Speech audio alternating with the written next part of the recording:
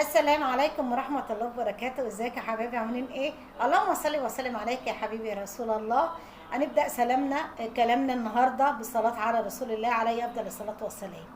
أنا اللي جاي لي أسئلة كتيرة جدا زي ما انتم عارفين ومتعودين عليها، لأن أنا عندي كثافة أسئلة كتيرة جدا جدا. فهو ده اللي عدم ان انا بسجل فيديوهات كتير ردي على الأسئلة. فأنا جاي لي الأسئلة على الصفحة، على الصفحة عندي او الصفحة عندي. اللهم صل على النبي. اسئله كتير، فهناخد منهم سؤالين اتنين. السؤال الاول تليف الكبد عند الفراخ والبط. تليف الكبد ده مهم جدا.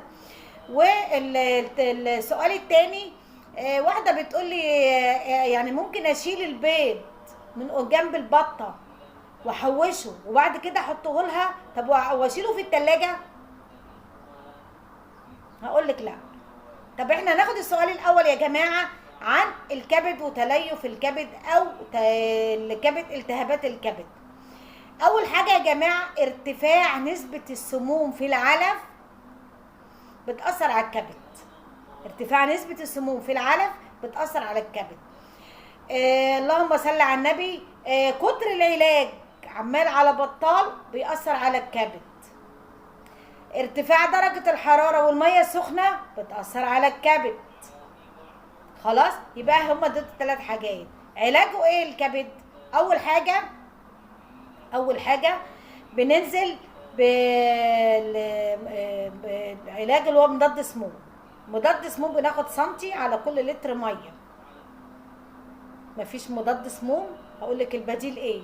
تاني حاجة رافع مناعة. مضاد سموم رافع مناعة عشان احافظ على الكبد. خلاص كده، ما بينزلوش على طول، وما بينزلوا سقوة كل اسبوع مرة، سقوة بيضة وسقوة ايه مضاد سموم وسقوة رافع مناعة. فبينزلوا هما ايه مرتين في الاسبوع، دي مرتين وده مرتين. خلاص يا حبايبي، مفيش ده ولا ده. بعمل ايه؟ نص فنجان خل على 4 لتر مية زي ما احنا متعودين. رافع مناعة، عصير البنجر يا جماعة كويس جدا جدا جدا في الصيف. لما تعملي لهم عصير البنجر وتحطي كوباية عصير البنجر على السقاية ال4 رجل ومعاها مكعبين 3 تلج وقت الظهر، يا سلام على الفراخ بتاعتك. كده انا حافظت على ايه؟ على الفراخ بتاعتي من تليف الكبد. عصير البقدونس يا جماعة منشط كبد ومنشط للكلى، جميل جدا جدا جدا. عصير البقدونس يا جماعه انزلي كل اسبوع مره واحده بربطه بقدونس بجنيه، اضربيها في الخلاط وقومي جايه حاطه لهم مع فصين توم. جربيها كده، فراخك عمرها ما هتتعب.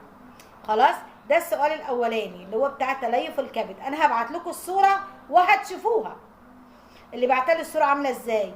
تاني حاجه اللي هي بتقولي ايه، انا عايزه ان انا ممكن اشيل البيض في التلاجة بتاع البطه وارجع احطه لها تاني. دي مبتدئه، وعشان اقول لكم انا مع المبتدئين هقول لك لا يا حبيبه قلبي، سيبي البيض مطرحه زي ما هو، زي ما هي بتبيض مطرحها. كل اللي عليك ان انت هتحطي تحتها حبه قش رز، لان كانت بتبيض في قلب سبت سيبيها، حطي تحتيه حبه قش رز في مكان في جنب كده، حوطي عليه بطوب وحطي حبه قش رز وسيبيها. كل اللي عليك هتعملي ايه، هي لما تخلص بيتها ترقد، بس امنعي عنها بقى الذكر. شيل الذكر من المكان اللي هي فيه خالص، خليه مع الطيور التانية، اعزليها باكلها بعيد عن الايه، عن الطيور التانية. عشان كده الذكر معاها هيبوظ الدنيا، هيكبسها وهتقوم تبل نفسها ميه وترقد على البيت، يبقى انا كده بوظت البيت كله. فحذاري يا جماعه، الذكر ما يبقاش مع النتايه اللي راقده. خلاص، ادي السؤالين اللي انا قلت لكم عليهم. فما تنسونيش بقى بالتعليق ان شاء الله تعالى، والتفاعل مع القناه، وتفعيل زر الجرس، الاشتراكات يا جماعه، لان احنا كده قربنا خلاص كده، المرحله بتاعتنا قربت خالص. بفضل ربنا ودعاكم ليا، والله العظيم بدعاكم ليا. فاحنا دلوقتي مش طالبين من ربنا ولا يكتر على الله غير ان كنتوا تقفوا جنبي والستر والصحه. السلام عليكم ورحمه الله وبركاته.